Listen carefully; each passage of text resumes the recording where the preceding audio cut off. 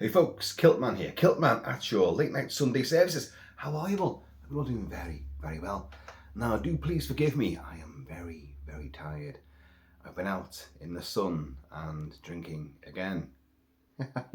You expect nothing less, of course. And here's a video I meant to do a couple of days ago. But hey ho, you know, it is what it is. You know what I'm like with these things. Vampires. God, yeah. You can't keep them down, can you? They're always there. Cinema loves vampires. Weirdly enough, last year, 2024, was a sort of renaissance for the werewolf movie. We had loads, and they were shit by and large. Apart from a few indie movies like Blackout, which I thoroughly enjoyed. I reviewed it. But you had other ones which were like sort of big stars and like, oh, mainstream, and they were really shit. But vampires, last year you had Abigail and you had Renfield, or was that even the year before? Can't remember now. Vampire movies all blur into one these days. But we've got another one coming. Another one. It's in development at the moment. And but the cast is all there and it's going before the cameras and it's going to happen. And it's called Flesh of the Gods. Not Food of the Gods, the Bear's Eye Gordon, big monsters, really bad effects, Joan Collins, not that sort of thing. Flesh of the Gods. And it is set in the decadent 80s LA neon nightmare. And the idea is you've got the elite, the hoi polloi, living in their penthouse suites and condominiums and all that kind of thing, who sleep all day but come down of a night and party all night. Ring any bells? The Lost Boys, of course. And a lot of other 80s vampire movies, which you get all the vibes from the poster and from what they've said about this, the makers have said about it. It's going to employ all that kind of ethos and all those stylistic tropes, which is not a bad thing. I love the 80s. I'm a child of the 80s. Well, I was born in 1969, but I enjoyed the 80s. I was a teenager in the 80s. I had a fucking ball. Loved it. Clubbing it. Big hair. Whoa. Loved the women. Loved the music. Loved everything about the 80s. And all movies. You, me, all of us have a massive passion for films of the 80s. We do. So, what is this film? Flesh of the Gods. It's directed by Panos Cosmatos, who is the son of George Pan, or George P.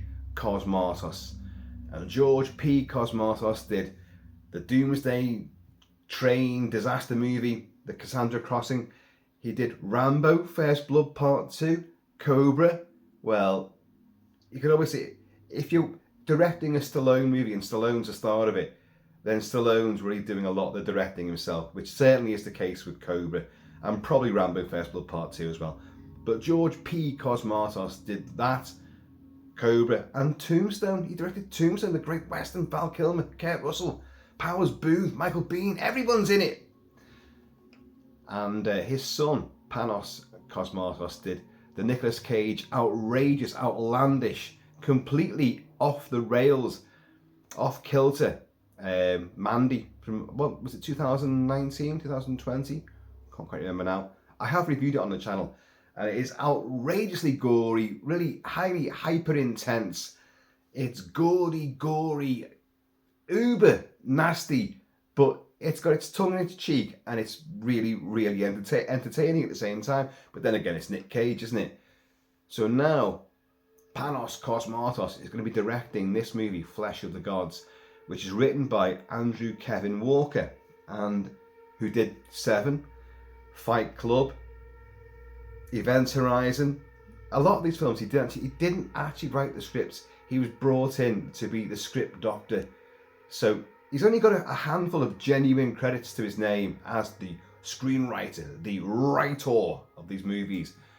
But he's always brought in to, you know, the script's not kind of working out. Can you fine tune this? So he's well known within the industry, of course. And Seven alone, you know, is enough, you know, to bring home the bacon. So he's writing this, and it stars. We've got Oscar Isaac playing Raoul. We've got Kristen Stewart playing Alex. And these are a elite, wealthy couple living in their high-rise condo who are sort of tempted down into the neon nightlife of 80s LA and the club it zone by, what's her name? Elizabeth Olsen, who was Scarlet Witch for the Marvel movies, playing Nameless. She has no name. And she is part of a vampiric cabal which bring this couple down and involve them in this bloodletting, hedonistic, hyper rave sort of lifestyle. And I think it sounds great. I actually genuinely look forward to this. As I say, we have a screenplay by Andrew Kevin Walker. It is an 80s neon nightmare of a hidden vampire culture embedded in LA, luring the elite into their salacious and seductive cabal. That's my plot synopsis. That's my premise there. I wrote that bit, not all the blurb you're going to see. I'm going to read some of it out to you. I wrote down as well, it's in the pub before, I'm getting vibes of The Hunger, Tony Scott's Vampiric, one with Catherine Deneuve and David Bowie, and Susan Sarandon. Of course, Susan Sarandon's own brother, Chris Sarandon, was in Fright Night. I'm getting Near Dark, or Catherine Bigelow, and Tangerine Dream score. In fact, let's play a bit of that right now. Bit of Tangerine Dream. I was playing The Lost Boys there, another 80s vampire saga, of course. I'm getting hints of Blade. Now, Blade's from the 90s, obviously. Innocent Blood from the 90s. But this hidden society of vampires, hidden in, you know, the decadence of a big city and living amongst us. You're getting that kind of vibe. I'm also thinking American Psycho as well. And what else did I put down here? Point Break, where you've got people. In the case of Point Break, it's Johnny Utah, of course, Keanu Reeves. But he's not suckered in. He infiltrates, you know, the hedonistic, you know, ultra cool lifestyle of these surfers who happen to be bank robbers as well. But he falls in love with their way of life, and I'm getting that kind of idea from this. And as I mentioned, Fright Night, a great classic 80s vampire movie, which I've reviewed big style on the channel. Now, Fright Night, the first one, the best, of course, is a modern take on the classical vampire story. It's not it's a film made in the 80s. It's got all the 80s stylistic, you know, stuff, the music, everything about it, the clothing, everything, the styles, everything is 80s. But it's an old school sort of story, whereas the sequel, Fright Night Part 2, is very, very 80s and more in line with what this idea seems to be, because it's Jerry Dandridge's sister from Fright Night Part 2, Julie, I forgot her real name. She and her entourage are living the high life. They're enjoying, you know, the decadent, gaudy sort of neon lifestyle, penthouse suites and parties, and I'm getting that sort of idea from this movie. So let's see what they've said about it. Right. I mean, Kristen Stewart, Twilight, so she's got a pedigree for vampires and stuff. And by the way, you know, I have seen none of the Twilight movies at all, not a single one. I've seen bits of them. I do not want to see them. But she's actually a good actress. She's come on to do a lot more since those movies. And, you know, can't go wrong with that. Oscar Isaac, of course, accolades and awards laden, and a really good character actor. I like him a lot. Done a lot of movies, and he can be sensational. Elizabeth Olsen, I know it's Scarlet Witch, so I'm not particularly enamoured with that, but hey ho. So let's see what they've said. Oscar Isaac and Kristen Stewart will portray Raoul and Alex, a married couple in glittering 80s LA, who descend each evening from their luxury skyscraper condo and head into an electric nightmare realm when they cross paths with the mysterious and enigmatic Nameless, Elizabeth Olsen. So she has got a name. And a hard-partying cabal, Raoul and Alex, are seduced into a glamorous, surrealistic world of hedonism, thrills and violence. Like Los Angeles itself, Flesh of the Gods inhabits the... Here's a word I'm not too sure if that's a spelling mistake or they've missed a bit out. It says, like Los Angeles itself, Flesh of the Gods inhabits the liminal realm between fantasy and nightmare. Liminal? Should that be subliminal? I don't know. I don't know that word, liminal, at all. This is what Panos Cosmatos, the director, said in a recent statement. Both propulsive and hypnotic, Flesh will take you on a hot rod joyride deep into the glittering heart of hell. Now I like that, and he's the guy that can do that and put it on the screen and make you feel that exhilaration and witness it all. So I believe him when he says that. And then you get producer Adam McKay added, this director, this writer, these incredible actors, vampires, choice 80s punk, style and attitude for miles, that's the film we're bringing you today. We think it's wildly commercial and wildly artful. Our ambitions are to make a movie that ripples through popular culture, fashion, music and film. Can you tell how excited I am? Oh, we couldn't tell from that, could we, from that reading? Let's do it the way he probably meant it. This director, this writer, these incredible actors, vampires, choice 80s punk, style and attitude for miles. That's the film we're bringing you today. We think it's wildly commercial and wildly artful. Our ambitions are to make a movie that ripples through popular culture, fashion, music and film. Can you tell how excited I am? Can you? Can you?